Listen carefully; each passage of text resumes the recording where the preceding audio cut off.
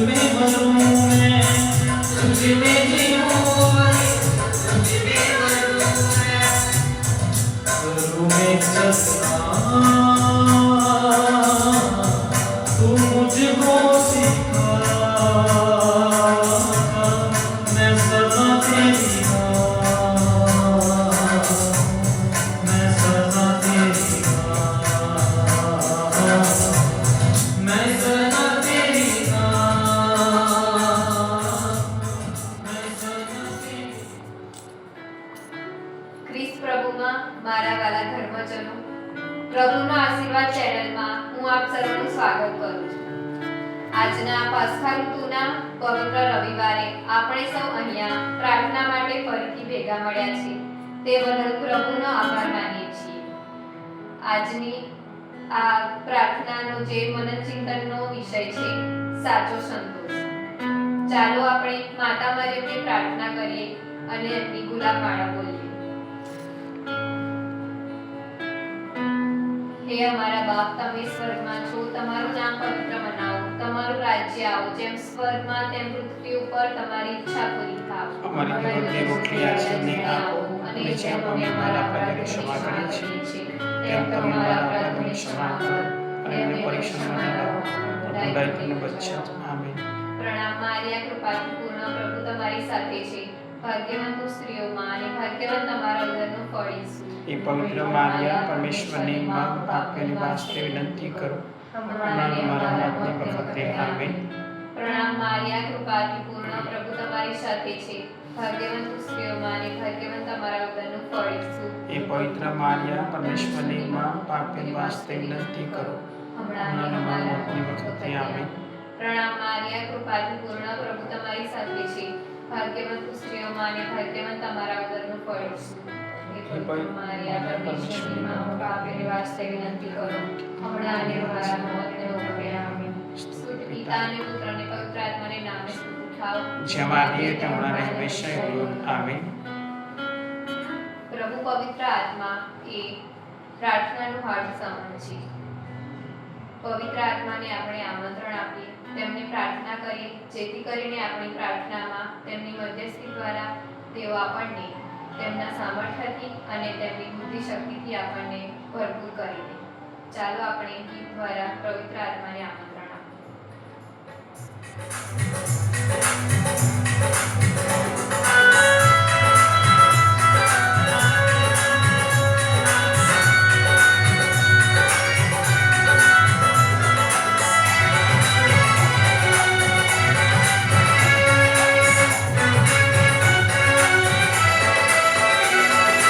आत्मा से भर दे मुझे,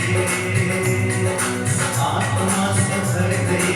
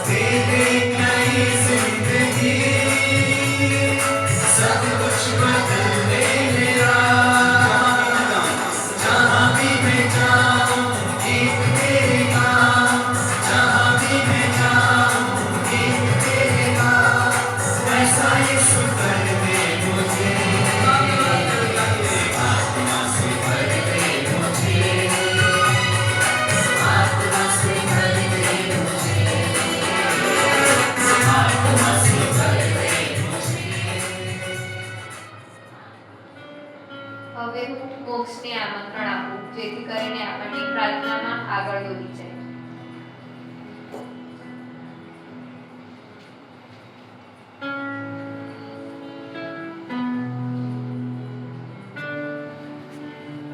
પ્રભુ ઈસુ ખ્રિસ્તમાં મારા વાલા સ્વજનો,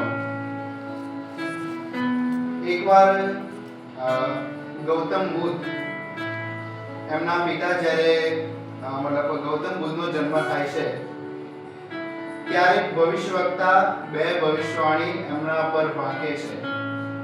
કાં તો ગૌતમ બુદ્ધ એક વૈરાગી બનશે, કાં તો એ લગ્ન જીવનમાં આગળ વધશે. પણ એમના પિતાની એવી ઈચ્છા હતી કે મારો છોકરો મારા પછી મારું બધું રાજપાટ સંભાળે અને વૈરાગીના માર્ગ પર ના જાય. એટલે એકવાર જ્યારે ગૌતમ બુદ્ધ પોતાના મહેલની જે બાલ્કની હોય છે તેના પર ટહેલતા હોય છે અને તેમની નજર એક અંતિમ યાત્રા પર પડે છે. ત્યાં ઘરના સભ્યો રડતા હોય છે અને વિલાપ થાય છે. અને આ બધું જોવે છે એટલે ગૌતમ બુદ્ધને બહુ મોટો આઘાત લાગે છે, કેમ કે નાનપણથી જ સુખમાં ને સુખમાં ઉછર્યા હતા અને એમને લાગે છે કે મારા જીવનમાં કંઈ ખૂટે છે. એટલે તે બધું છોડીને વૈરાગીનો માર્ગ અપનાવે છે અને ત્યાં ધ્યાન કરે છે અને તેમને સત્યની પ્રાપ્તિ થાય છે. પ્રભુ ખ્રિસ્તમાં મારા વાલાઓ, આપણા જીવનમાં ઘણીવાર આપણને લાગે છે કે આપણા જીવનમાં કંઈ ખૂટે છે. બધું છે, ગાડી છે, બંગલો છે, પૈસા છે, બધું છે, પણ મારા જીવનમાં કંઈ ખૂટે છે, મારા જીવનમાં સંતોષ નથી. તો એ બહુ મોટો પ્રશ્ન રહ્યો કે સંતોષ મને ક્યાંથી મળે? મારી પાસે પૈસા છે, એક પલંગ છે સુવા માટે સારો એવો, પણ જો એમાં મને ઊંઘ ના આવે તો એ પલંગ કામનો નથી, એમાં સંતોષ નથી. એટલે બહુ મોટો પ્રશ્ન કે મારા જીવનમાં એ સંતોષ મને ક્યાંથી મળે? સંત ઇગ્નાસના માંથી હોય કે જીવન પ્રસંગમાંથી એક વાત લેવા માંગુ છું. સંત ઇગ્નાસને મતલબ બાળપણથી સ્વપ્ન હતું કે તે એક સૈનિક બને, એક પરાક્રમી યોદ્ધા બને અને આગળ જતા સંત ઇગ્નાસ એક પરાક્રમી યોદ્ધા બને છે. તે બહુ મોટા યુદ્ધો જીતે છે અને તે એકવાર એક યુદ્ધ લડવા જાય છે, ત્યાં ગંભીર રીતે ઘાયલ થાય છે અને તે પથારી વર્ષ બને છે. અને સંત ઇગ્નાસ જ્યારે પથારી વર્ષ હતા ત્યારે એમને બહુ જ કંટાળો આવે, સંતોષ ના થાય. એટલે સંત ઇગ્નાસ કહે છે મને કંઈક આપો, કંઈક વાંચવા માટે આપો. એટલે સંત ઇગ્નાસને ઈસુનું જીવન ચરિત્ર અને સંતોનું જીવન ચરિત્ર વાંચવામાં આપવામાં આવે છે અને સંત ઇગ્નાસ એ વાંચે છે અને એમના જીવનમાં પરિવર્તન આવે છે. અને જ્યારે આ યુદ્ધ લડે છે ત્યારે એમના જીવનમાં લાગે છે મારા જીવનમાં કંઈક ખૂટે છે. અને સંત ઇગ્નાસને ઈસુનું જીવન ચરિત્ર અને સંતોનું જીવન ચરિત્ર એ વાંચવા માટે આપે છે અને આ બધું વાંચે છે એટલે તેમને અનુભવ થાય છે પ્રભુ ઈસુનો અને વિચારે છે કે મેં બધું યુદ્ધ જીત્યું પણ એમાં ખરેખર સંતોષ નહોતો. પણ જ્યારે મેં ઈસુને ઓળખ્યા, ઈસુને મને અનુભવ થયો, ત્યારે મને સાચો સંતોષ મળ્યો. ખ્રિસ્ત પ્રભુમાં મારા વાલાઓ, જે આજનો વિષય જે આપણે જેના પર મનન ચિંતન કરવાના છે તે છે મારા જીવનમાં કંઈક ખૂટે છે, મને સાચો સંતોષ ક્યાં મળે છે? આજે પ્રભુ ઈસુ આપણને સાચો સંતોષ આપવા માંગે છે અને પ્રભુ ઈસુ કહે છે કે સાચો સંતોષ તમને ક્યાંથી મળે, કઈ બાબતોમાંથી મળે, એના પર આપણે મનન ચિંતન કરવાના છે. અને આપણે સંત માથેનો શુભ સંદેશ એનો 5મો અધ્યાય કડી 3 થી 10 એના પર આપણે મનન ચિંતન કરવાના છે.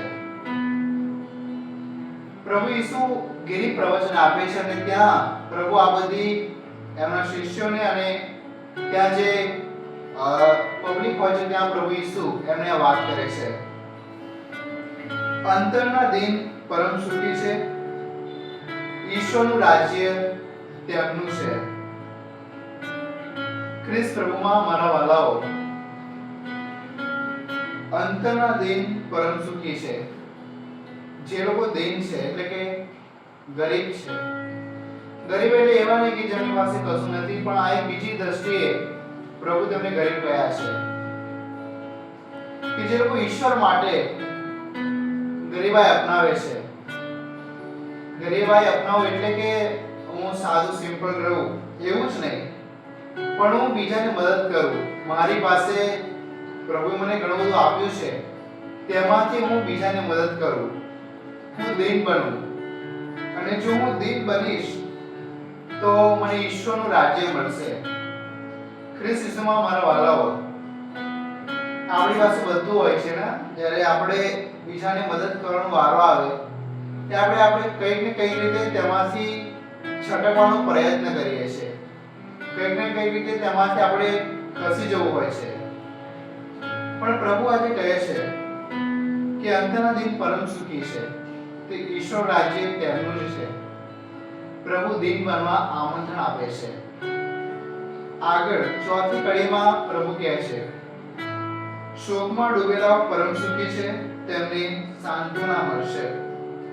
પ્રશ્ન થાય કે કયા શોકમાં ડૂબેલાઓ પ્રભુ આમાં વાત કરે છે, કે જે ઈશ્વર માટે શોક કરે છે. ઘણીવાર આપણે બધા પાપ કરીએ છીએ, પણ તેમાં આપણે રિયલાઇઝ નથી થતું કે મેં પાપ કર્યું છે અને હું તેની દુઃખની લાગણી અનુભવું છું. એટલે પ્રભુ કહે છે કે શોકમાં ડૂબેલા પરમ સુખી તેમને સાંત્વના મળશે. શું મને મારા પાપ માટે શોક થાય છે? કરો, હું પાપ કરું છું અને તેના માટે જો મને શોક ના થતો હોય તો મને ઈશ્વર કઈ રીતે સાંત્વના આપી શકે? એટલે પ્રભુ કહે છે અંતના દિન પરમ સુખી છે, ઈશ્વર આજે તેમનું છે. અને આગળ પ્રભુ કહે છે શોકમાં ડૂબેલાઓ પરમ સુખી છે, તેમને સાંત્વના મળશે. જ્યારે જ્યારે હું શોકમાં હોઉં છું, જ્યારે જ્યારે દુઃખની લાગણી અનુભવું છું, ત્યારે ઈશ્વર મને કહે છે કે હું તને શાંતિ પ્રદાન કરીશ. પણ આપણે સાંસારિક શોકમાં ડૂબેલાઓ હોય છે, સંસારનો શોક કરીએ છીએ.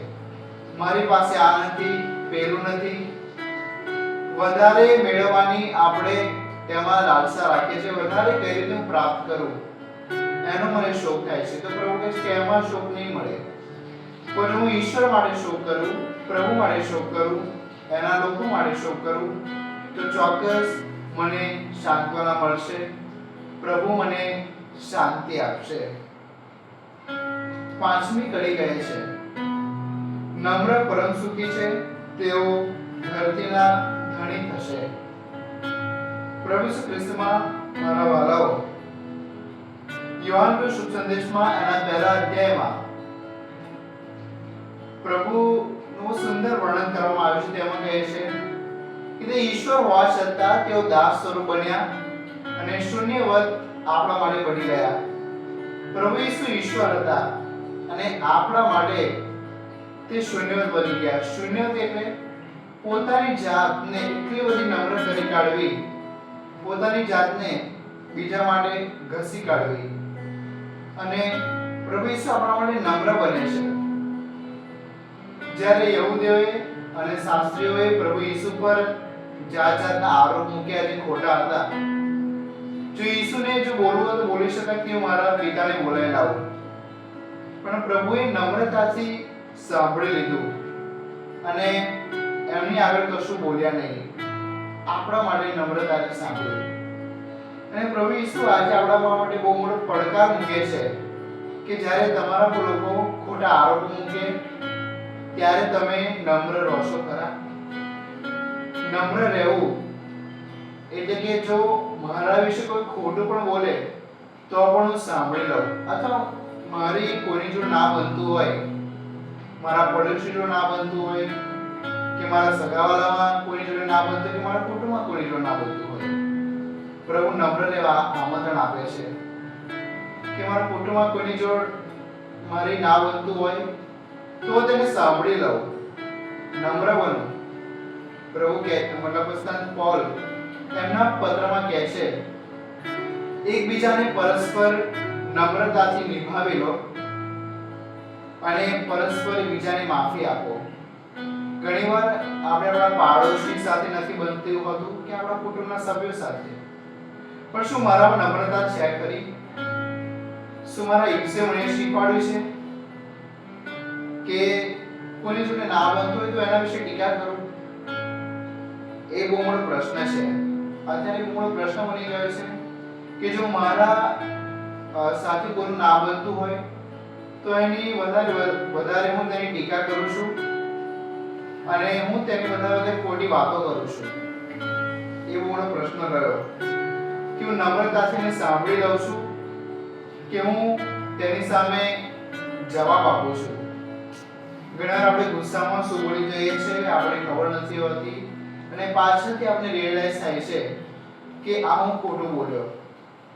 પછી મેં કદાચ નમ્રતાથી સાંભળી લીધું હોત તો આગળ પડત. જ્યારે ઈસુને ક્રૂસ પર ચડાવવામાં આવે ત્યારે સૈનિકો એમની મશ્કરી કરી, ઈસુના કપડા સુદ્ધા પણ ફાડી કાઢ્યા. ઈસુ પરમેશ્વર હતા, છતાંય એમણે શું કહ્યું કે પિતા આ લોકોને માફ કર, તે લોકો શું કરી રહ્યા છે તેમનું ભાન નથી. નમ્રતા એ અગત્યનું છે. ખાસા બધા સંતોનું આપણે જીવન ચરિત્ર જોઈએ તો નમ્રતા બહુ જ એમનામાં જોવા મળે છે. અને એમાંના એક સંત છે કે સંત ફ્રાન્સિસ ઝાવિયર. જ્યારે સંત ફ્રાન્સિસ ઝાવિયર પ્રભુ ઈસુનો પ્રચાર કરે છે ત્યારે ખાસા બધા લોકો તેમના પર જાતના આડ મૂકે છે ભારતમાં, અને સંત ફ્રાન્સિસ નમ્રતાથી સાંભળી લે છે, તેમના માટે પ્રાર્થના કરે છે. ખ્રિસ્તમાં મારા વાલાઓ, કે જ્યારે આપણા વિશે કોઈ ખોટું બોલે છે અથવા આપણા માં કોઈ બનતું નથી તો હું તેને સાંભળું છું કે તેની સામે વળતો ઉત્તર આપું છું. ખ્રિસ્તમાં મારા વાલાઓ, નમ્રતા રહેવું, નમ્ર રહેવું એમાં પણ એક સંતોષ છે. જો કોઈની સામે બોલું પણ જો મારી સામે બોલે છે તો સાંભળી લઉં અને એમાં નમ્ર તો મને સંતોષ થાય છે કે હું નમ્ર રહ્યો, હું મારા ઈસુની જેમ નમ્ર રહ્યો. એટલે નમ્રતા બહુ અગત્યનું. કારણ ખાસ બહુ મોટો પ્રશ્ન છે કે હું નમ્ર છું ખરો? આજે પ્રભુ આમંત્રણ આપે છે નમ્ર બનવા માટે, અને પ્રભુ શું કહે છે? હું હૃદયનો રાંગ અને નમ્ર છું. અને પ્રભુ શું કહે છે કે જેમ મારા પિતા સંપૂર્ણ છે તેમ તમે પણ સંપૂર્ણ બનો. અને પ્રભુ ઈસુ સંપૂર્ણતામાં નમ્રતા પણ છે. આપણામાં નમ્રતા છે ખરી? એ બહુ મોટો પ્રશ્ન છે. એટલે પ્રભુ નમ્ર રહેવા આમંત્રણ આપે છે. અને પ્રભુએ બાઇબલમાં કહ્યું છે કે પ્રભુ નમ્ર પર પોતાની કૃપા દ્રષ્ટિ કરે છે અને અભિમાનીઓથી પ્રભુ વિમુખ થઈ જાય છે. ખરેખર આપણે ઘણીવાર અભિમાન કરતા હોઈએ છીએ, નહીં મારી પાસે આ છે પેલું છે, પણ નમ્રતા રાખતા નથી. ઘણા આપણે એવું લાગે છે હું જ સાચો છું, હું જ પવિત્ર છું, બીજા બધા અપવિત્ર છે. એ બહુ મોટો પ્રશ્ન છે કે હું બીજા પર આળ મૂકતા પહેલા, બીજાના વિશે ખોટું બોલતા પહેલા હું મારી પોતાની જાતને તપાસું. મારી જાતે તપાસું. એટલે હું બીજાને કહું કે તું આવો છું, તું એવી છું, પણ પહેલા મારી જાતે તપાસું કે હું કેવો છું. ફક્ત આ બોધ સાંભળવા માટે નથી કે ફક્ત ઓકે સાંભળી લીધું, નહીં, પણ હું તેને ફોલો પણ કરું. નમ્ર બનું કે જે મારા ઈસુ છે. નમ્ર બનવું અઘરું છે પણ અશક્ય નથી. ઘણીવાર આપણે નમ્ર અવસ્થાએ બીજાનું સાંભળવું પણ પડશે, બીજાનું ખોટા આરોપો સાંભળવું પણ પડશે, પણ નમ્ર બનવા તૈયાર છું ખરો? આજે પોતાની જાતને પ્રશ્ન કરીએ કે હું નમ્ર બનું છું ખરો? મારા કુટુંબમાં મતભેદ હોય કે એકબીજાના સભ્યો સાથે મારું કુટુંબ ના બનતું હોય તો પોતાની જાતને પ્રશ્ન કરીએ કે હું મારા કુટુંબના સભ્યો સાથે સુમેળતાથી રહું છું કે નહીં. ઘણીવાર કુટુંબમાં એકબીજા સાથે ના બનતું હોય, કે સાસુ વહુ વચ્ચે ના બનતું હોય, ભાભી નણંદ વચ્ચે ના બનતું હોય, એકબીજા પર આરોપો મૂકતા હોય, આ એવી છે, પેલી છે. પણ મારી જાતને પ્રશ્ન કરું, હું કેવો છું? મારામાં નમ્રતા છે કે નહીં? હું કહું છું કે મારી સાસુ આવી છે, કે ભાઈ મારી નણંદ આવી છે, પણ હું કેવો છું? એ બહુ મોટો પ્રશ્ન છે. હું બીજાને મતલબ આપણે નહીં ઘણી વાર કુટુંબમાં કોઈની સાથે ના બધું બીજાને વાત કરે, આ એવી છે, આ પેલી છે, આની માની રાવ કર્યું. પણ એના કરતા હું એમને પ્રાર્થના કરું, હું ઈશ્વરને પ્રાર્થના કરું કે ઈશ્વર એનામાં પરિવર્તન આવે. ત્યારે આપણે બીજાના વિશે કહીએ છીએ ને કે પ્રભુ મારો પતિ આવો છે, મારો ભાઈ આવો છે, મારી બહેન આવી છે, મારી નણંદ આવી છે, મારી સાસુ આવી. ત્યારે ઈસુ આપણે પ્રશ્ન કરે કે તું કેવો છું? તે એની સાથે સારું રાખ્યું છે કે નહીં? તું એની સાથે નમ્રતાથી તું વર્તન કરે છે કે નહીં? એને તો તને બોલી લીધું, પણ તું એની સામે વળતો ઉત્તર આપે છે. ઘણીવાર આપણે એમાં ટાઈમ વેસ્ટ કરીએ છીએ નહીં, એના વિશે ખોટું બોલવામાં, કે આ એવી છે, એને મારા પર આવું બોલી, હું એની સામે આવું બોલ્યો. પણ એના કરતા હું એના માટે પ્રાર્થના કરું કે પ્રભુ એનામાં પરિવર્તન આવે. એ બહુ અગત્યનું છે. ઘણીવાર આપણે આપણો કુટુંબના સભ્ય હોય કે બીજા લોકો હોય, આપણે તેની વાત બીજા સામું કરીએ છીએ, પણ તેના માટે પ્રાર્થના નહીં કરતા. એટલે એ બહુ અગત્યનું છે કે હું તેને બીજા સામું ના રહું, પણ હું અંદર તેની સાથે સમાધાન કરું. હું પ્રાર્થના કરું, નિસ્મા જાઉં, પણ તેની સાથે હું સમાધાન ના કરું. મારા કુટુંબના સભ્યો સાથે કે ઇવન કોઈ પણ જેની સાથે મારું ના બનતું હોય, તો ઈસુ પણ આજે એક પ્રશ્ન કરી રહ્યા છે કે તું પહેલા એની સાથે સમાધાન કર, ફરી મારી પાસે આય. એટલે આજે બહુ મોટો પ્રશ્ન છે કે હું તેની સાથે સમાધાન કરું છું કે નહીં, કે તેની સાથે નમ્રતાથી હું રહું છું કે નહીં. ઓકે, માણસે ના બને, મતભેદ થાય, વિચારો સરખા ના આવતા હોય, પણ હું તેને નિભાવી લઉં. હું લગ્ન જીવનમાં આવ્યો જ છું કે આવી છું તો નિભાવી લઉં. જેમ ઈસુએ પેલા શાસ્ત્રીઓ નિભાવી લીધા, પ્રભુ કંઈ પણ સામે ન બોલ્યા. તો હું પ્રભુ પાસે બધું માંગુ છું, પ્રભુ આ પેલો, પણ પ્રભુ હું નમ્રતાનું વરદાન કેમ નથી માંગતો? તો ઈસુ પાસે નમ્રતાનું વરદાન કેમ નથી માંગતો? તો મને નમ્ર બનાય, નમ્ર સેવક બનાય. ઇવન મારી પણ વાત કરું કે મતલબ અમારા ઘરની પાછળ એક ભાઈ છે, તેની સાથે સારું નહીં બનતું ને એ પણ સામે ગાળો બોલે. પણ ઘણા મારી જાતને પ્રશ્ન કરું છું કે હું જો આના જેવો બની જાઉં તો મારામાં અને એનામાં ફરક શું? હું પણ મારી જાતને પ્રશ્ન કરું છું. અને ઈસુ પણ પ્રેરણા આપે છે. કદાચ છો એ ગાળો બોલતો હોય કે છો એ મારા વિશે ખોટું બોલતો હોય, પણ હું તેને એકવાર જઈને કહું, હું તેની સાથે સમાધાન કરું. આજે પ્રભુ ઈસુ પ્યોરિટીમાં બોધ કરવા બેઠો છું, એટલે ફક્ત તમને જ એ ફોલો કરવાનું કહું. પહેલા મારે પણ ફોલો કરવું પડે, પછી મારે તમને કહી શકે તમે આમ કરો. એટલે પ્રભુ ઈસુ પણ એ મને પ્રેરણા આપે છે કે સમાધાન તેની સાથે, ફરીથી બીજાને કહે. એટલે ચોક્કસ એકબીજા સાથે ના બને માણસ તરીકે, પણ હું સમાધાન કરું. છોય ના બનતું હોય, સમાધાન કરું, નમ્ર રહું, હું સાંભળી લઉં. છોય માણસ તરીકે આપણો સ્વભાવ છે, પ્રકૃતિ છે કે એ મને બોલી ગયું, હું તેના વિશે એમ નહીં, એ મને એક બોલે તો એની સામું વધારે બોલું, એ મને એક મનની સંભળાવે તો એની સામે 3 મનની સંભળાવું. બરોબર છે ને? પણ જો હું તેને શાંતિથી સાંભળી લઉં, કઈ ગુસ્સામાં ના બોલું, ચોક્કસ ના બને. આજે ઈસુ એ પ્રશ્ન કરી રહ્યા છે કે તું નમ્ર બન, તું સાંભળી લે, તું એની સામે ના બોલીશ પણ મારી સામે કે. એટલે આજે આપણે એકબીજા સાથે ના બનતું હોય, અરે હું દેવળમાં જાઉં, પ્રાર્થના કરું, તો પ્રભુ ઈસુ પહેલા એ કહે છે તું પ્રાર્થના સાઈડમાં મૂક, મી સાઈડમાં મૂક, પહેલા તેની સાથે સમાધાન કર. ઇવન આપણે કુટુંબના સભ્ય પણ હોઈ શકે, બીજા પણ હોઈ શકે, સમાધાન કર તેની સાથે. ફરી તું મારી સાથે આવ, મારી સાથે આવી. આપણે બધા આજે ખ્રિસ્તીનામાં ગયા હોઈશું, પ્રભુ ઈસુની રોટીમાં આરોગ્ય હોઈશું, પણ જો મેં ઈસુની રોટીમાં આરોગ્ય પણ મારી બીજા સાથે બનતું જ ના હોય તો કે ઈસુને પણ શરમ આવે. આપણા હૃદયમાં આવતા કે તમને આરોગ્ય તો ખરો પણ તું નમ્ર રહ્યો છું કે નહીં. ચોક્કસ આજે પ્રભુ નમ્ર બનવા આમંત્રણ આપે છે કે હું નમ્ર રહું. આગળ છઠ્ઠી કડીમાં પ્રભુ કહે છે ધર્મની જેને ભૂખ તરસ છે તેઓ પરમ સુખી છે, તેઓ તૃપ્તિ પામશે. જેમને ધર્મની ભૂખ તરસ છે એટલે કે જેમને ઈશ્વરની ભૂખ તરસ છે. ઘણા બધા આપણે દેવળમાં જઈએ છીએ, બહુ જ સમય નહીં આપણે કંટાળો આવે છે કે આ શું બોલે છે નહીં, આપણે બહુ જોઈને 2 મિનિટ લાંબો થઈ ગયો હોય તો આપણે ઊંચા નીચા થઈ જઈએ કે ફાધર આજે બહુ લાંબુ કરી કાઢ્યું નહીં, બહુ આપણને સાંભળવાનું ગમતું નથી. આપણી ભૂખ તરસ નથી ઈશ્વરના વચનની.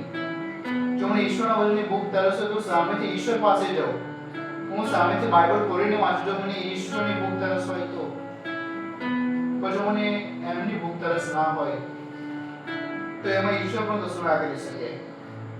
એટલે પ્રભુ કહે છે તમને ધર્મની ભૂખ તરસ છે તેઓ તૃપ્તિ પામશે. આપણે ઘણા બધા સંતોના ઉદાહરણ જોઈએ તો પણ સંતોને પણ ઈશ્વરની ભૂખ તરસ હતી. ઈશ્વરની ભૂખ તરસ હતી એટલે તેમનું ઘર બાર બધું છોડીને ઈશ્વરની પાછળ ચાલી નીકળ્યા. અસીસના સંત ફ્રાન્સિસ કે જેમણે પિતા સમક્ષ વાત મૂકી કે મારે ઈશ્વરની પાછળ ચાલવું છે પણ તેમના પિતાએ ના પાડી દીધી. એટલે સંત અસીસના સંત ફ્રાન્સિસ શું કર્યું, પોતાના કપડા જે પહેર્યા હતા તે પણ ઉતારીને તેમના પિતાની સામે આપી દીધા અને પોતે નગ્ન બની ગયા. અસીસના સંત ફ્રાન્સિસ કેમ કે તેમને ઈશ્વરના વચનની ભૂખ તરસ હતી કે કઈ નહીં મારે ઈશ્વરની પાછળ ચાલવું છે, મારે ઈશ્વરની પાછળ ચાલવું છે. શું મારામાં ભૂખ તરસ છે કરી ઈશ્વરની? ફક્ત 2 મિનિટ પ્રાર્થના કરવી ભૂખ તરસ ના કહેવાય કે ફક્ત ઈમારા બોલું, પ્રણામ મર્યા બોલું નહીં, ફક્ત રડવું એ મારા માટે ઈશ્વરની ભૂખ તરસ નથી. પણ મારામાં એક ઝંખના હોય ઈશ્વરને શોધવાની ઝંખના હોય, એ મારામાં ભૂખ તરસ છે કરી નહીં. वो સ્તોત્રકાર બહુ સુંદર કહે છે સ્તોત્ર સંહિતામાં, અંતર જોડતું એવું મારું અંતર જોડતું એવું તુજ કાજે પ્રભુજી મારું અંતર જોડતું એવું. ઈશ્વરની માટે અંતર જોડે છે ખરું મારું કે ફરી બીજાના માટે જોડે છે? આજે એક પ્રશ્ન મારી જાતને પણ કરું છું કે મારું અંતર બીજાને માટે જોડે છે કે ઈશ્વર માટે જોડે છે? અને ઘણી વાર પાછો પણ બોલું છું, ઘણા મારું મન પણ ઈશ્વર સિવાય બીજો વસ્તુમાં જતું રહે છે. આજે હું તમને બોલાવતા પહેલા મારી જાતને પ્રશ્ન કરું છું, મારું પણ મન ઘણા ઈશ્વરથી ભટકીને બીજી સાંસારિક વસ્તુ પર જતું રહેશે. પણ ઈશ્વર પણ મને વોર્નિંગ આપે છે પાછો આવી જા. ચોક્કસ સંસારમાં છે મન આપણું ભટકે. અને બહુ સુંદર કડી કહે છે ને સ્તોત્ર સંહિતામાં, અંતર જોડતે ઉમાની બીજી કડી, જડના ઝરણા કાજે હરણા જોરી મરતા જેવું તુજ કાજે પ્રભુજી મારું, તુજ કાજે પ્રભુજી મારું અંતર ઝુરતું એવું, મારું અંતર ઝુરતું એવું. જેમ હરણ પાણી માટે ઝૂરી મરે છે અને તરસ લાગે છે ત્યારે એને પાણી જ દેખાય છે અને તે પાણીને શોધવા નીકળી પડે છે. ક્યાં મને પાણી મળે તો એમાં મને સંતોષ મળે. જેમ હરણ પાણીને શોધવા નીકળી પડે છે, શું મને ઈશ્વરને શોધવાની તરસ છે? જેમ હરણને તરસ લાગે છે અને પાણી શોધવા માટે નીકળી પડે છે, ક્યાં મને પાણી જોઈએ છે, શું મને ઈશ્વર માટે તરસ છે? એ મોટો પ્રશ્ન છે. અને જો મને ભૂખ તરસે ઈશ્વર માટે તો ચોક્કસ ઈશ્વર તેને તૃપ્ત કરશે જ. જે ઈશ્વર પાસે ચાલે છે ઈશ્વર તેને સંભાળશે જ. કોઈ મુશ્કેલ તકલીફ આવે ઈસુ મને સંભાળશે. એટલે આજે મોટો પ્રશ્ન છે કે મને ભૂખ તરસ છે, પણ મને ભૂખ તરસ બીજી છે. મને ભૂખ તરસ પૈસાની છે, મને ભૂખ તરસ સિરિયલની છે, મને ભૂખ તરસ મૂવીઝની છે, મને ભૂખ તરસ XY કોઈ પણ નહીં છે. ઇવન 3 કલાક જો મને મૂવી જોવાનું થાય, 6 એક મેં જોયું હોય તો હું શાંતિથી જોઈ કાઢું.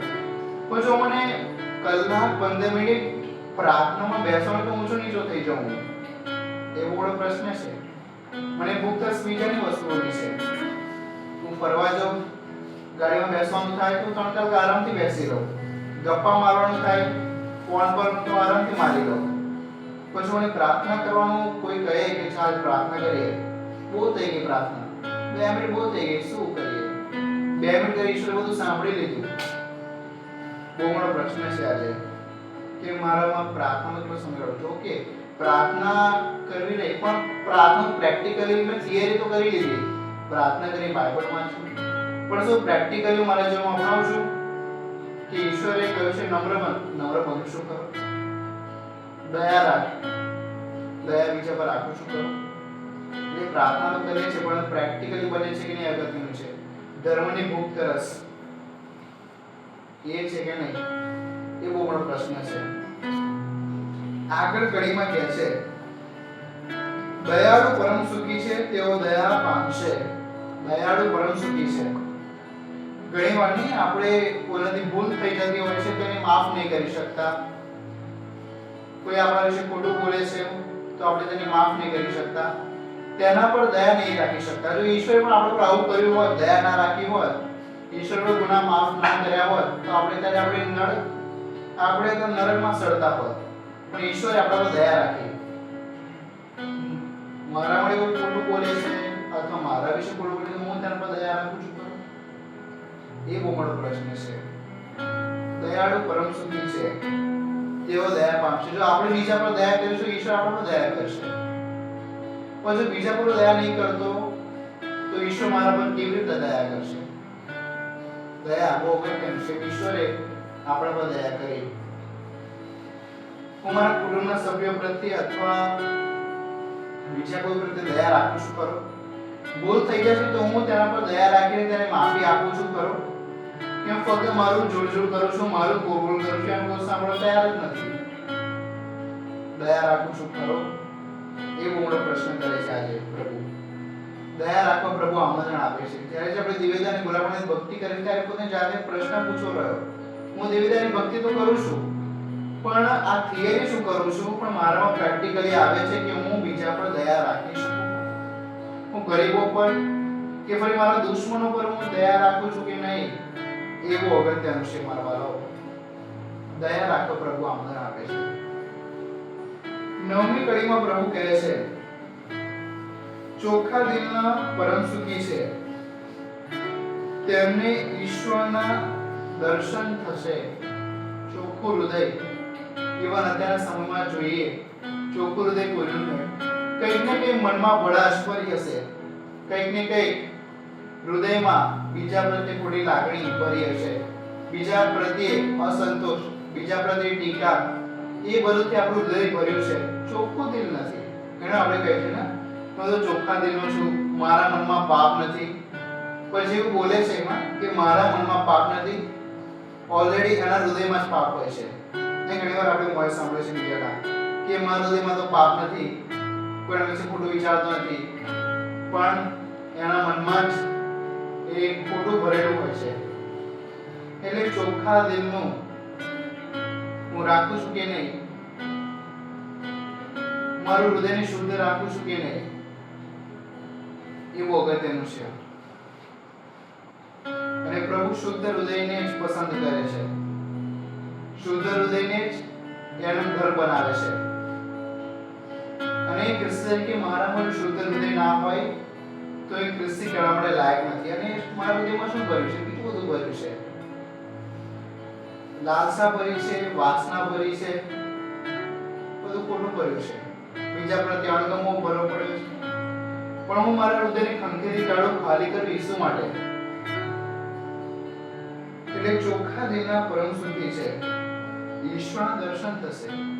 અને સ્તોત્ર સંહિતામાં જ આપણે અંતર જોયું એમાં જ એક છેલ્લી કડી છે ચેત મનસા ઈશ હૈયે તરસુ લાગ્યું પારે, પ્રભુ મુખડાનું દર્શન કરવા ક્યારે જાઉં પાસે. મારામાં ઝંખના છે ઈશ્વરના દર્શન કરવાની. અને આપણે ગીત બહુ સુંદર કહે છે, અર્પણ કરશું તને, એમાં બહુ સુંદર કહે છે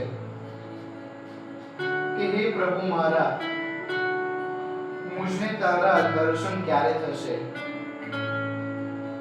એ મારામાં ઝંખના છે કે ઈશ્વરના દર્શન કરવાની ઝંખના. જો મારે ઈશ્વરના દર્શન કરવું હોય તો મારા હૃદયને શુદ્ધ કરવું પડે. ઘણા બધા સંતો છે ઈશ્વરના દર્શન આપ્યા કારણ એમનું હૃદય શુદ્ધ હતું. ઘણા બધા પ્રશ્ન થાય કે ઈશ્વર મને નજરોના દર્શન કેમ નથી આપતો? કારણ મારું હૃદય બીજી બધી વાતોમાં સંપડાયેલું છે. મારું હૃદય અન્ય વાતોમાં વ્યસ્ત છે, એટલે ઈશ્વર મને દર્શન નથી આપી શકતા. જો મારું હૃદય શુદ્ધ હોય તો મને સંતોષ મળે, બધી વાતોમાં મને સંતોષ મળે. તો જો મારું હૃદય શુદ્ધ નથી, મારા હૃદયમાં બીજી બધી વાતો ચાલે છે, ઘણા નહીં આપણે ખોટું કામ કરીએ તો આપણું હૃદયમાં કંઈક આમ લાગે ને કે મને સંતોષ નથી મળતો, કે મને ચેન નથી મળતું. કેમ? હૃદય મને કહે છે આ તે ખોટું કર્યું. એટલે હૃદયને શુદ્ધ કરવું એ અગત્યનું છે. એટલે હું મારા હૃદયને શુદ્ધ કરું છું કે નહીં એ બહુ અગત્યનું છે. કે હું મારા હૃદયને બીજી બધી વાતોમાં, બીજી બધી કામ વગરની વાતોમાં વ્યસ્ત રાખું છું, એ બહુ મોટો પ્રશ્ન છે કે હું મારા હૃદયને શુદ્ધ કરું છું કે નહીં. નવમી કડી એ કહે છે શાંતિના સ્થાપકો પરમ સુખી છે, તેઓ ઈશ્વરના સંતાન કહેવાશે. બહુ મોટો પ્રશ્ન છે. આપણે ઈશ્વરના શાંતિના સ્થાપકો છે કે નહીં? નહીં, આપણે તો આમાંનો વિરુદ્ધ હોવો જોઈએ કે આપણે અશાંતિના સ્થાપકો છે. શાંતિ ફેલાવવાની જગ્યાએ આપણે અશાંતિ ઊભી કરીએ છીએ, નહીં? એટલે પ્રભુ કે શાંતિના સ્થાપકો આપણે બનીએ છીએ કે જ્યાં અશાંતિ છે ત્યાં હું શાંતિ ફેલાવું છું કે નહીં. બહુ સુંદર કહે છે ને, વેર ઝેર જ્યાં ફેલાયા છે તારો પ્રેમ વહાવું. જ્યાં વેર ઝેર ફેલાયા છે ત્યાં હું તારો પ્રેમ વહાવું, અને જ્યાં અન્યાય હું જોઉં છું મેં ત્યાંનો ન્યાય પ્રસારું. વેર ઝેર ક્યાં ફેલાયા છે એ મોટો પ્રશ્ન છે. આપણા જીવનમાં વેર ઝેર ફેલાયા છે ક્યાંનું આજ કહેતો આવું છું, નહીં? આગળ પણ મેં કહ્યું કે વેર ઝેર ક્યાં ફેલાયા છે. કોઈ વ્યક્તિ સાથે વેર ઝેર ફેલાયા છે કે જેની સાથે મને ગમતું નથી. મારા કુટુંબના સભ્યો સાથે વેર ઝેર ફેલાયા છે. ત્યાં પ્રભુ કેમ કે જ્યાં વેર ઝેર ફેલાય છે ત્યાં તું મારી શાંતિ અને મારો ન્યાય પ્રસાર. તું શાંતિનો સ્થાપક બન, ત્યાં શાંતિ સ્થાપ, ત્યાં સમાધાન કર. અને ખ્રિસ્તી તરીકે તું શાંતિ ના સ્થાપી શકતો હોય તો એ ખ્રિસ્તી કહેવાય લાયક નથી. કે જ્યાં બે વ્યક્તિઓ વચ્ચે બનતું ના હોય શાંતિ, હું ઈશ્વરની શાંતિ સ્થાપું, પણ હું ઉલટું એમાં ત્યાંની આગ, મતલબ ત્યાં હું એક દિવાસળી સળગાવું, ત્યાં મોટી આગ સળગે, પણ હું તેને ઓલવવાનો પ્રયત્ન નહીં કરતો, તેને ઓલવતો નથી. હું તેમાં વધારે વધારે પેટ્રોલ નાખતો જોઉં છું કે તેને વધારે વધારે આગ સળગતી જાય છે. એટલે શાંતિના સ્થાપકો હું બનું છું કે નહીં એ બહુ મોટો પ્રશ્ન છે. ખાસ કરીને સંતોના જીવનમાં જોઈએ, એ પણ શાંતિના સ્થાપકો બન્યા. એમના જીવનમાં પણ શાંતિ અત્યારની એક શાંતિ વિલાસ સુધી લોકો પહોંચાડતા હતા. આપણે કાર્મેલાઇટ ફાધરો જોઈએ ત્યાં એ લોકો મતલબ ઈસુની જય નહીં બોલતા, એ લોકો બોલે છે કે ઈસુની શાંતિ, ઈસુની શાંતિ. મારા કુટુંબમાં, મારા ઘરમાં, મારા કુટુંબના સભ્યો કે મારા મિત્રો, મારા દેવળમાં ઈશ્વરની શાંતિ છે ખરી? તો ખરી દુનિયાની શાંતિ છે? દુનિયાની શાંતિ ક્ષણિક છે, આજે છે કાલે નહીં. પૈસો છે તો મને શાંતિ છે, મારી પાસે બાઈક છે તો મને શાંતિ છે, પણ ઈશ્વરની શાંતિ છે ખરી? એકવાર મારી પાસે પૈસો નહીં હોય તો હું ચલાવી લઈશ, પણ જો મારામાં ઈશ્વરની શાંતિ નહીં હોય તો ખરેખર મારા જીવનમાં પૂર્ણ રહેશે કે ઈશ્વરની શાંતિ નથી. એવો પણ પ્રશ્ન છે કે ઈશ્વરની શાંતિ છે કે નહીં? બીજી બધી બહુ શાંતિ છે, ઈશ્વરની શાંતિ. હું ઈશ્વરના શાંતિનો સ્થાપક બનું છું કે નહીં? તો એનું શરૂઆત બીજાથી નહીં, આપણી જાતથી તેની શરૂઆત કરીએ. પહેલા મારી જાતમાં હું ઈશ્વરની શાંતિને સ્થાપું, ફરી મારા કુટુંબના સભ્યો વચ્ચે ઈશ્વરની શાંતિ સ્થાપું. ના બનતું હોય તો સમાધાન કરું, તો ઈશ્વરની શાંતિને સ્થાપું. ફરી ખરેખર વિશ્વના રાજ્યનો શાંતિનો સ્થાપક બનીશ. જો મારા મન નહીં હોય તો ખરેખર ઈશ્વર મને ન્યાયના દિવસે પ્રશ્ન કરશે કે તું શાંતિનો સ્થાપક ખરો હતો? પ્રભુ કહે છે કે તારા કુટુંબમાં શાંતિ નથી, તારા કુટુંબના સભ્યો વચ્ચે અશાંતિ ચાલી રહી, તો એ શાંતિ કેમ ના ફેલાય? મેં તને જવાબદારી સોંપી છે, તે સ્નાન સંસ્કાર લેશે. તારી જવાબદારી છે કે હું શાંતિ સ્થાપું. ઈશ્વર એ પ્રશ્ન કરી રહ્યા છે ને આપણે બીસમાં પણ કહીએ છે ને ઈશ્વરની શાંતિ, એકબીજાને શાંતિ શુભેચ્છા પાઠવીએ છે. પણ શું ઈશ્વરની શાંતિ મારામાં આવે છે? ખરી જ્યારે પુરોહિત બોલે છે પ્રભુની શાંતિ તમારા અંતરમાં વસો, તો હું ખરેખર ખ્રિસ્તના પદ્યા પછી હું મારા હૃદયમાં ઈશ્વરની શાંતિને લઈ જાઉં છું ખરો? એ જ શાંતિ, એ જ અણગમો, એ જ મારા કુટુંબના સભ્યો પ્રત્યે અણગમો, એ જ ના બનતું, એ જ મારા પાડોશી સાથે અસંબંધ, એ જ અણગમો હું પાછો એ લઈ જાઉં છું. ઈશ્વરની શાંતિને મારા કુટુંબમાં લઈ જતો નથી કે મારા ઘેર લઈ જતો નથી. ફક્ત ત્યાં બોલવા ખાતે ફોર્માલિટી બધા ખાતે હું બોલતો છું ઈશ્વરની શાંતિ, ઈશ્વરની શાંતિ, પણ મારામાં ઈશ્વરની શાંતિ છે કે નહીં? જો હું મારા કુટુંબના સભ્યો સાથે સમાધાન કરીશ કે ફરી મારા દુશ્મન સાથે સમાધાન કરીશ, ત્યારે મને ઈશ્વરની શાંતિ અનુભવ થશે, ત્યારે મને હાસ થશે કે હા મને ઈશ્વરની શાંતિનો અનુભવ થયો. પછી એવું નહીં કરું તો મને ચોક્કસ એ જ અણગમો કે મારા કુટુંબના સભ્યોની વાત બીજા સામે કરું કે ફરી જેની સાથે મને બનતું નથી એની વાત બીજા સામે કરું. ખરેખર ઈસુ સાચા શાંતિના સ્થાપકો છે કે નહીં? નથી. બહુ મોટો પ્રશ્ન છે. શાંતિના સ્થાપકો ઈશ્વર આમંત્રણ આપે છે એટલે શાંતિના સ્થાપકો બનીએ. 10મી કડી કહે છે ધર્મને ખાતર જીવન વેઠનારા પરમ સુખી છે, ઈશ્વરનું રાજ્ય તેમનું જ છે. અત્યારે આપણે જોઈએ છે ખ્રિસ્તીઓ પર ખાસો બધો અત્યાચાર થઈ રહ્યો છે. મણિપુરમાં આપણે જોયું કે ત્યાં બહેનોને નગ્ન કરવામાં આવી, આખા મતલબ ત્યાં ગામ વચ્ચે તેમને ફેરવામાં આવી. ઘણા આપણે પ્રશ્ન થાય કે ઈશ્વર કેમ શાંત છે? ઈશ્વર કેમ શાંત? ઈશ્વર કેમ નથી આવતો આ લોકોને બચાવવા? એ પોતે ઈશ્વર હોય, એ ઈસુ ભગવાન હોય તો કેમ એમ બચાવ નથી આવતો? કેમ એ સ્વર્ગમાંથી નીચે ઉતરતો નથી?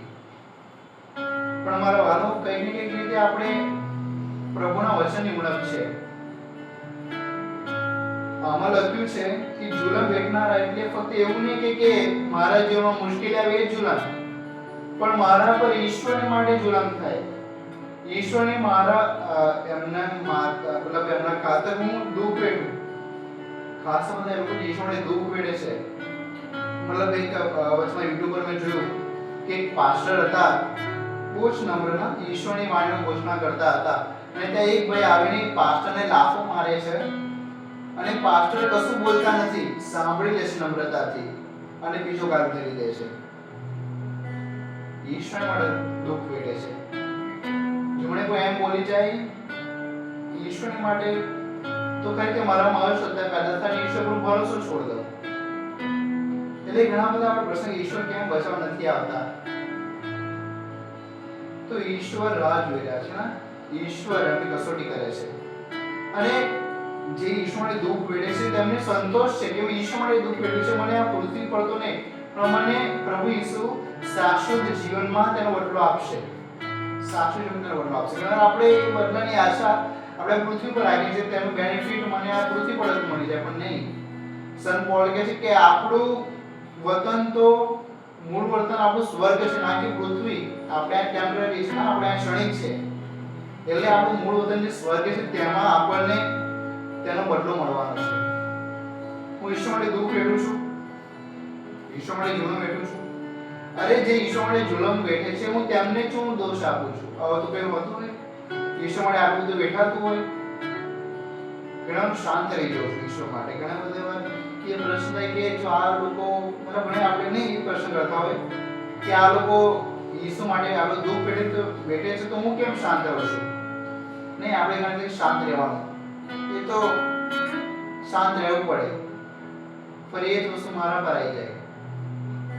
પણ ઈશ્વર માટે દુઃખ વેઠવામાં તો કેટલી તૈયારી રાખું છું. કદાચ મારા ઘરે કાલે કોઈ એને કહી દે તું ખ્રિસ્તી છું હું તને મારી કાઢું, પણ શું ઈશ્વર માટે હું મરવા તૈયાર છું? અને મારી જાતને પણ પ્રશ્ન પૂછું કે જ્યાં કાલે મારા ઘરે કોઈ મને આવે એમ કહે તું ખ્રિસ્તી છું હું તને મારી કાઢીશ, પણ હું મરવા માટે ઈસુ માટે મારા તૈયાર છું કે નહીં? ખરેખર એ જે હૃદયથી કહી રહ્યો છું, જો કદાચ ઈસુ માટે મરવાનું પણ થાય તો આમાં હું મરતા અટકીશ નહીં. કદાચ કાલે પણ કોઈ આવીને મને એમ કહે કે હું તને ઈસુ માટે મારી કાઢું, તો ખરેખર ઈસુ માટે મરવા માટે કુછ તૈયાર છું. જો ઈશ્વરે મારા માટે ક્રૂસ પર બલિદાન આપ્યું તો કેમ ઈશ્વર માટે બલિદાન આપી શકું? એમાં સંતોનું જીવન ચરિત્ર જોઈએ. સંત દેવ પિલાય સાહેબ ભારતના એક સંત છે, તેમને તો એક હિન્દુ પરિવારમાંથી હતા, પણ આગળ તો ઈસુને ઓળખે છે અને તે ખ્રિસ્તી ધર્મ અપનાવે છે. અને આગળના સૈનિકોને રાજાને ખબર પડે છે કે આ તો ખ્રિસ્તી બની ગયો છે, એટલે તેને મારી કાઢે છે અને ઈશ્વર માટે હસતા સદુમ સંકટ કરે છે. ફરી જોઈએ સંત સ્ટેફન, બાઇબલના પ્રથમ શહીદ, તેને પથ્થરે મારી કાઢવામાં આવે છે. તે ખુશી ઈશ્વર માટે મરવા તૈયાર થઈ જાય છે. શું ઈશ્વર માટે મરવા તૈયાર છું કે નહીં એ બહુ અગત્યનું છે. કદાચ મારી સામે પરિસ્થિતિ આવીને ઊભી રહે કે ઈશ્વર માટે મરવાનું છે, તો હું ત્યાંથી છટકવાનો પ્રયત્ન કરીશ કે ઈશ્વર માટે ત્યાં મરી જઈશ, તો ચોક્કસ હું એ મરવાનો પ્રયત્ન કરીશ. ઈશ્વરને છોડવા કરતા હું એ મરવાનો પ્રયત્ન કરીશ કે જે વસ્તુ મને ઈશ્વરથી દૂર લઈ જાય છે, તો તેના કરતા હું ઈશ્વર માટે મરવાનું પસંદ કરીશ. મારા વહાલા, જ્યારે પ્રેક્ટિકલી આપણે જેમ ઈશ્વરે મરવાનું આવે છે ત્યારે હું છટકી જાઉં છું, પણ ઈસુ માટે હું મરું છું કે નહીં? ઇવન મરવું કદાચ કોઈ મારું પૂર્ણ તરીકે એ ના હોઈ શકે, પણ મારા જીવનમાં હું ઈશ્વર માટે બલિદાન આપું છું કે નહીં એ અગત્યનું છે. જો રાતે 9 વાગે શેરલા આવવાની હોય અને એક બાજુ પ્રાર્થના ચાલુ હોય તો કોને પસંદ કરું છું? એ પ્રાર્થના બેસવાનું કે સિરિયલ જોવાનું? મારી સામે કોઈ આવીને ઊભું રહે છે, મદદ માંગે છે, મારી પાસે પ્રભુ ઇનફ આપ્યું છે, તો હું એમાંથી થોડુંક આગળ તેની મદદ કરું છું કે નહીં? અગર મારી પાસે 20 રૂપિયા છે અને કોઈ મારી પાસે 10 રૂપિયા માંગે છે, તો હું એને આપવા તૈયાર છું કે નહીં? એ ઈશ્વર માટે બલિદાન આપવા તૈયાર છું કે નહીં? અને એવા નાના બલિદાનો આપણે ઈશ્વર માટે આપી શકીએ. ઈશ્વર માટે હું શાંતિથી સાંભળી લઉં કોઈ મારી ટીકા કરે તો, અને એનાથી મોટું વિશેષ બલિદાન આમ તો પ્રભુને જણાવ એવું નથી હોતું નાનું મોટું બલિદાન. પણ આપણે સંતોમાં જોઈએ, મોસ્ટ ઓફ સંતો નેચરલી રીતે નહીં મર્યા, નહીં કુદરતી નહીં મર્યા, તેમને મારી કાઢવામાં આવ્યા. સંત થોમસને ભાલો મારી કાઢવામાં આવ્યા. ફરી સંત શેખ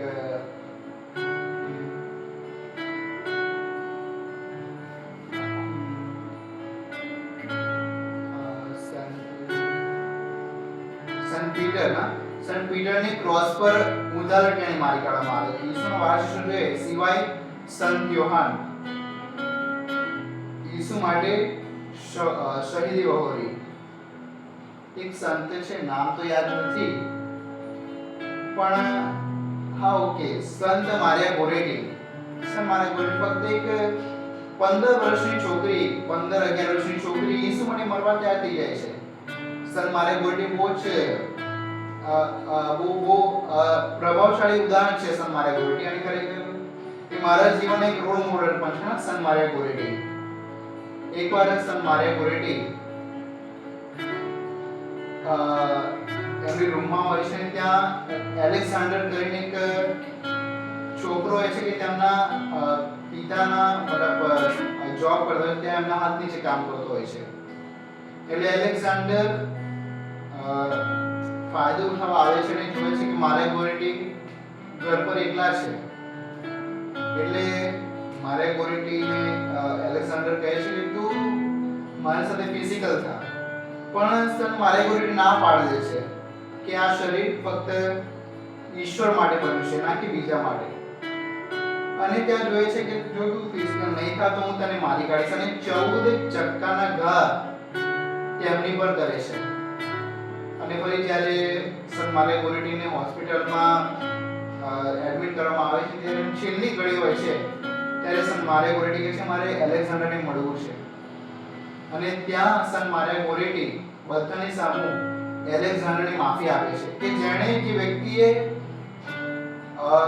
ચક્કાના ઘા કર્યા હોય અને મરવાનું થાય છતાં સન મારે ગોરેટી એને માફી આપે છે, એક બીજા ઈસુ બને છે. આવી રીતે આપણે ઈસુ માટે જુલમ વેઠવા તૈયાર છે ખરા? ઈસુ માટે મરવા તૈયાર છે ખરા? એ બહુ મોટો પ્રશ્ન છે. એટલે સન મારે ગોરેટી કુંવારિકાઓના રક્ષક સંત પણ ગણાય છે, અને જે મતલબ જે કુંવારે છોકરીઓ છે તેનો રક્ષક સંત છે સન મારે ગોરેટી.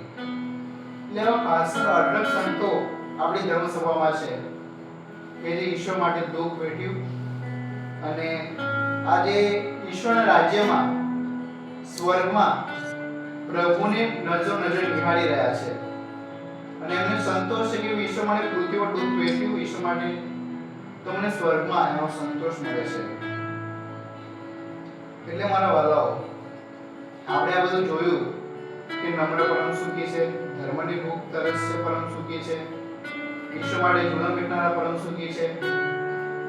આ બધામાં મને સાચો સંતોષ મળે છે કે ફરી દુનિયાવી વસ્તુમાં મને સાચો સંતોષ મળે છે કે નહીં? હું ઈશ્વર માટે દુઃખ વેઠું છું કે નહીં? આ બધું આપણે જોયું ને, ઈશ્વર માટે સાચો સંતોષ શું છે મારા જીવનમાં?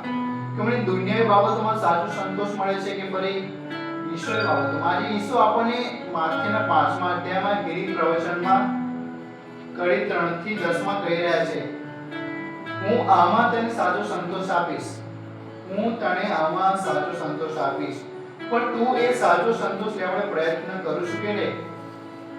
એટલે આપણે જીવનમાં થાય છે મારા જીવનમાં કંઈક ખૂટે છે, મારું જીવનમાં કંઈક ઉણપ છે, પણ હું એમાં સંતોષ રાખું છું કે નહીં, એ અગત્યનું છે. તો ખાસ આજે પ્રભુ પાસે કૃપાની આશીર્વાદ માંગીને જે આપણે સાંભળ્યું આજના ધર્મબોધમાં કે આ વાતોમાં મને સાચો સંતોષ મળે છે, તો એ હું સંતોષ લેવા તૈયાર છું કે નહીં?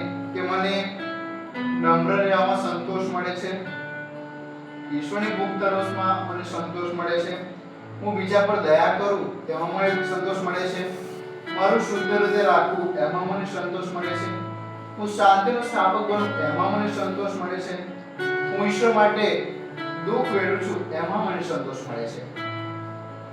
તો જો આપણે આમાં સંતોષ માનવા તૈયાર હોય તો ખરેખર આ જ સાચો સંતોષ છે જે ઈશ્વર આપણને આપવા માંગે છે. તો ખાસ આજે ઈશ્વર પાસે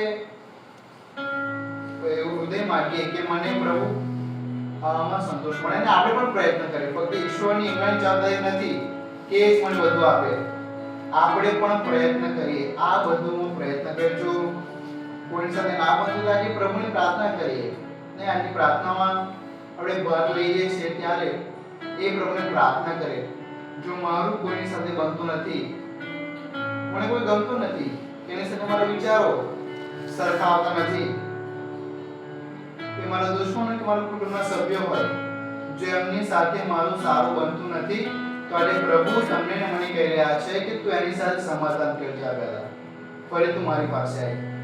તો ખાસ ઈશ્વરની કૃપાની આશીર્વાદ માંગી આપણા જીવનમાં સાચો સંતોષ મેળવવાનો પ્રયત્ન કરીને એ સંતોષ પોતે ઈશ્વર આપણે આપી શકીએ. તો આ બધું આપણે જે સાંભળ્યું તે આપણે બધું આપણે જીવનમાં ઉતારી અને ઈશ્વર ને આપણે કહીએ કે પ્રભુ તું મને સાચો સંતોષ આપ. તો અત્યારે આપણે એક ગીત સાંભળીએ ઈશ્વરનું, અને આપણે અનુભવ કરીએ કે મારી સાથે કોઈ બનતું નથી, મારા કુટુંબના સભ્યો કોઈ પણ છે, કે મને સંતોષ વખતે મને સાસે જેવા મળે છે, ઈશ્વરને મળતું નથી. તો ગીત દ્વારા શાંત બેસીએ અને ઈશ્વરને કહીએ કે પ્રભુ હું આમાં સાચો સંતોષ, હું આમાં મને મળે છે કે નહીં. અને અત્યારે આપણે પણ નહીં, આપણે અત્યારે ભજન જે અત્યારે અહીં મારી સાથે બેઠા છે પ્રાર્થનામાં, અત્યારે એ પણ ના ભૂખ્યા છે, કોઈ ખાઈ નથી આવ્યા, અત્યારે બધા ભૂખ્યા 7 વાગ્યાના આવ્યા છે, અને અત્યારે 9 થી પણ ઉપર થયું છે બધું. જે અમે તમારી સામે જે વિડિયો મૂકીએ છે ને તે અમે જો મને રવિવારે મૂકવાનો તમે શનિવાર આગલા દિવસે તે અમે પ્રાર્થનાનું શૂટિંગ કરીએ છીએ. બધા નવરા નહીં હોતા ને, બધાને પણ કામ હોય છે અને બધા ઈશ્વર માટે પોતાનો સમય કાઢીને આવે છે. બધા 7-7 વાગ્યાના આવી જાય છે અને રાતે 9, 9:30, 10 વાગ્યા વાળે ગયા છે. કોના માટે? ઈસુ માટે. અને ખરેખર પ્રભુ પણ યાદ રાખે છે આ વસ્તુ. અત્યારે અહીં કોઈ પણ ખાધું નથી, અહીં કોઈ પણ અત્યારે બધા ભૂખ્યા આવ્યા છે ઈશ્વર માટે. અને અત્યારે અમે બધાને અત્યારે અમે અહીંયા 6 લોકો છે અત્યારે અહીંયા. અત્યારે અમને સંતોષ છે કે અમે ઈશ્વર માટે આ સેક્રિફાઈસ કરી રહ્યા છીએ, ઈશ્વર માટે આ બલિદાન આપી રહ્યા છે. તો અમને આમાં સંતોષ છે કે અમે ઈશ્વર માટે આ કર્યું છે. તમારા વાલાઓ, આપણો પ્રશ્ન રહ્યો, શું મને સંતોષ છે? કરો. અત્યારે બધાને અમને સ્વયં સંતોષ છે. દર શનિવારે અમે એ સંતોષ અનુભવીએ છીએ પ્રાર્થનામાં. અને ઘણીવાર પ્રાર્થના મતભેદ પણ થાય છે, ઘણીવાર પ્રાર્થના રાખી શકાતી નથી. પણ શનિવારે અમે રાહ જોતા હોય છે. અમે 100 જણા શનિવારની રાહ જોતા હોય છે ક્યારે શનિવાર આવે અમે તમારી સાથે પ્રાર્થનામાં જોડાઈએ. નહીં, બધા અમે સંતોષ અનુભવ કરી રહ્યા છીએ. ઈશ્વર એ અમને સંતોષ પૂરો પાડી રહ્યા છે. તો ગીત સાથે આપણે એ ઈશ્વરના સંતોષનો અનુભવ કરીએ. આપણે આંખો બંધ કરીએ અને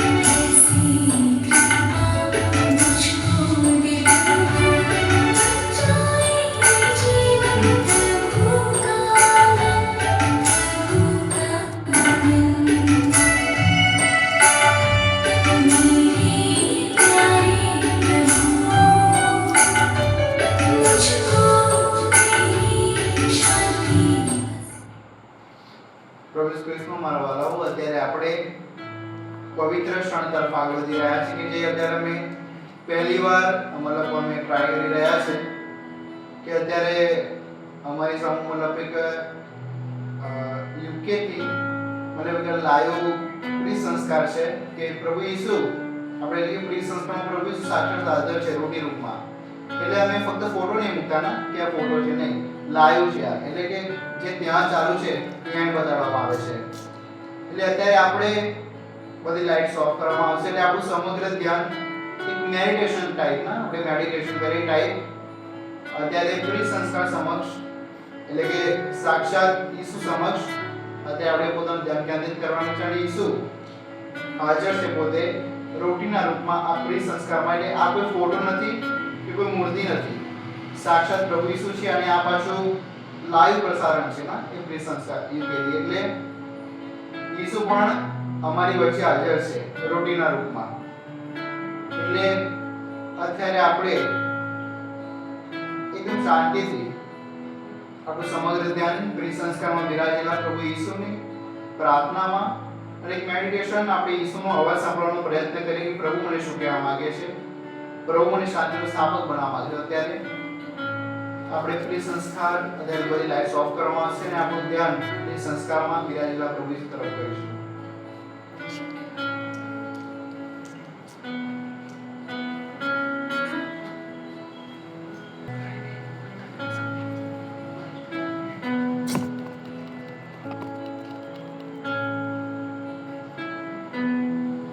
અત્યારે તમને લાઈવ પ્રી સંસ્કાર જોવા મળશે અને એ સાક્ષાત આપણા પ્રભુ ઈસુ. ચાલીને પ્રભુ છોડ બધાને તને જ પ્રપોઝ કરી દઉં ને, પ્રેમની ચોપાટ બિછાવી દઉં, ભક્તિનો તાળ લગાવી દઉં. પાસા પણ તારા અને વારો પણ તારો છે, પણ પ્રભુ શરત એટલી કે તું જીતે તો હું સંપૂર્ણ તારો અને હું જીતું તો તું સંપૂર્ણ મારો.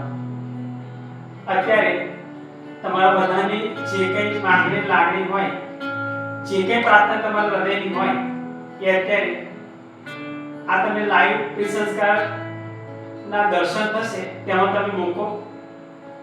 પ્રભુ તમને 100% આશીષ અને કૃપાથી ભરી દેશે.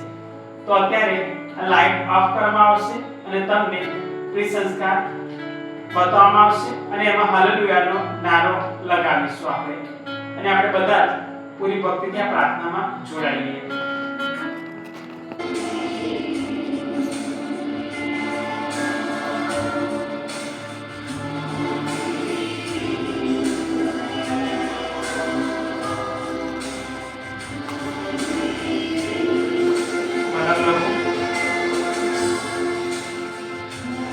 તમારા સાનિધ્યમાં બેઠા છીએ ત્યારે પ્રભુ જેમણે પ્રાર્થના કરવાનું કહ્યું છે તેમને અત્યારે તમારા સાનિધ્યમાં લાવીએ છીએ. તમે આ જગ્યા પર અત્યારે સાક્ષાત હાજર છો મારા પ્રભુ ઈસુ. ત્યારે પ્રભુ જે લોકો માદા છે તેમની માટે અત્યારે પ્રાર્થના કરીએ છીએ. એમને મારા પ્રભુ તમે સાજાપણું આપો ને ચાલતા ચાલતા થઈ જાય તમારા સામર્થ્યના નામમાં. પ્રભુ જે લોકો પીવામાં ડૂબેલા છે એમને અત્યારે યાદ કરે છે આ પ્રાર્થનામાં. પ્રભુ તો એમની માટે કોઈ એવો રસ્તો ખોલી જેથી કરીને મારા પ્રભુ દીવામાંથી બહાર આવે અને મારા પ્રભુ એમના ઘર પર શાંતિ ઉતરે તમારા નામથી.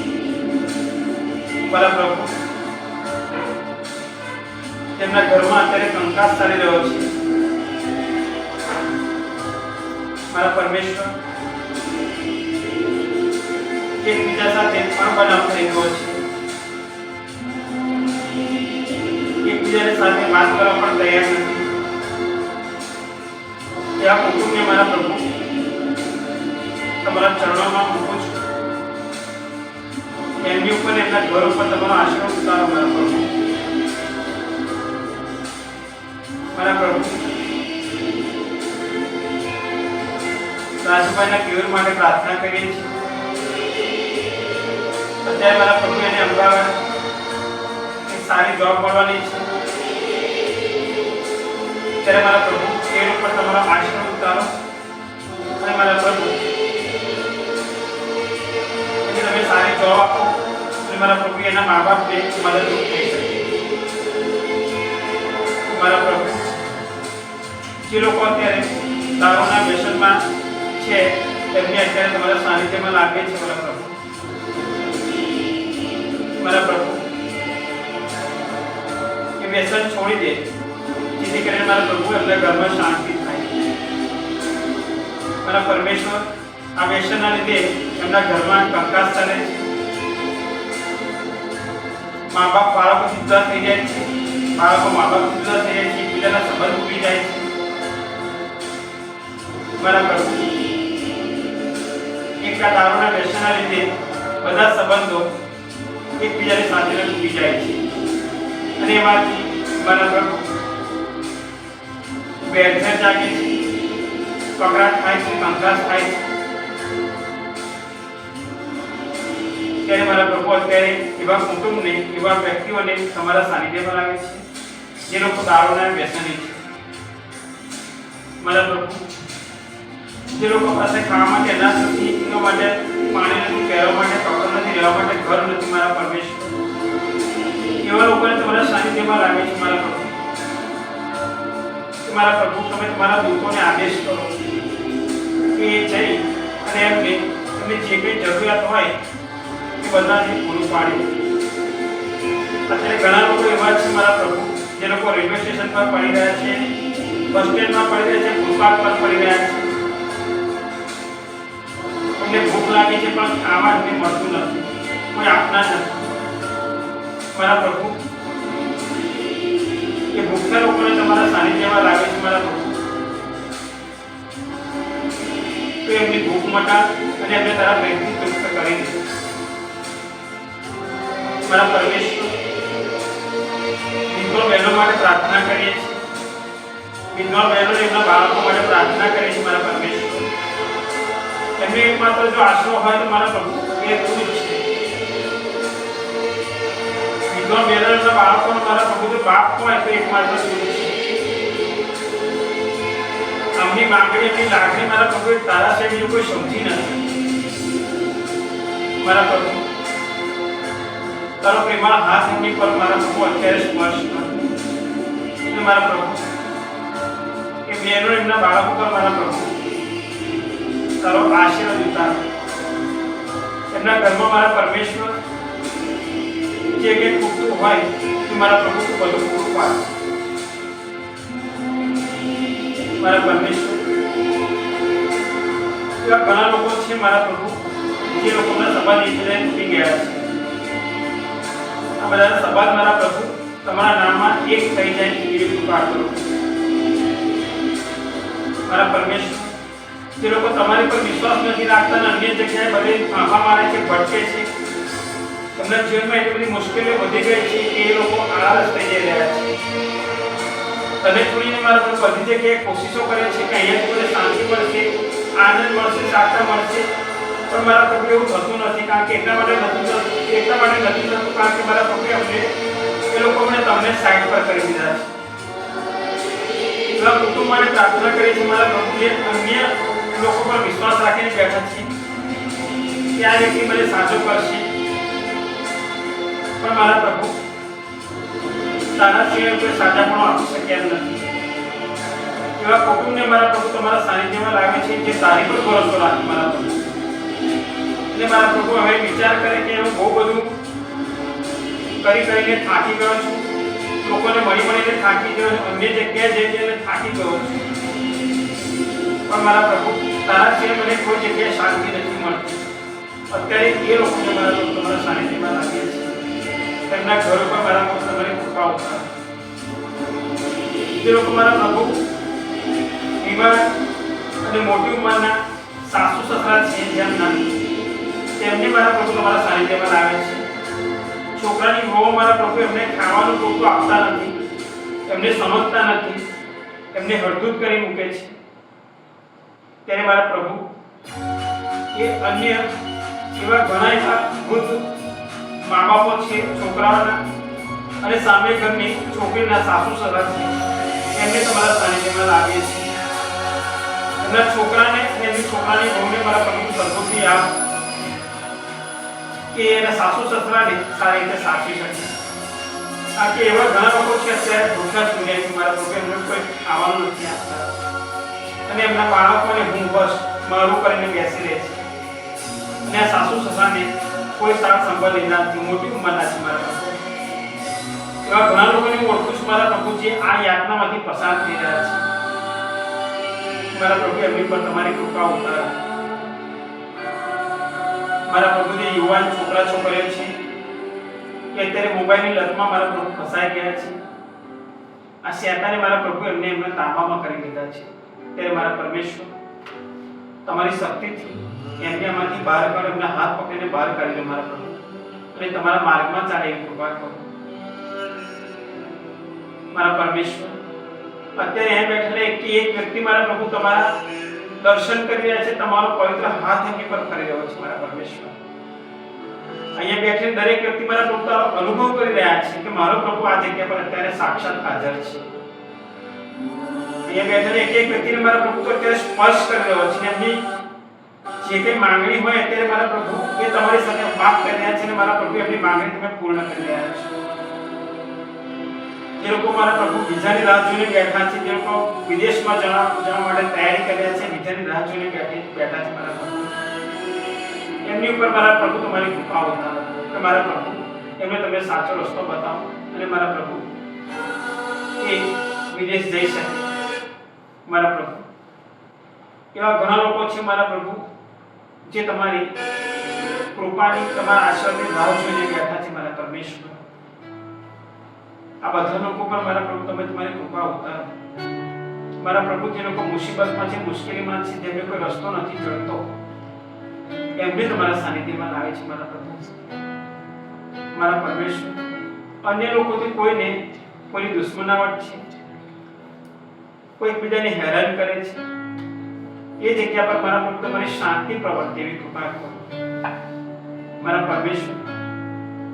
આ સુંદર પ્રાર્થના કરવા માટે મારા પ્રભુ તમે અમને લાયક ગણ્યા છે, યોગ્ય ગણ્યા છે, માટે વિશેષ દિલથી તમારો આભાર માનીએ છીએ મારા પ્રભુ. અને મારા પ્રભુ આવી એવી પ્રાર્થના અમે તમારા નામમાં કરતા અને તમારું નામ ઊંચું લઈ જઈએ મારા પ્રભુ, એવી કૃપા કરો.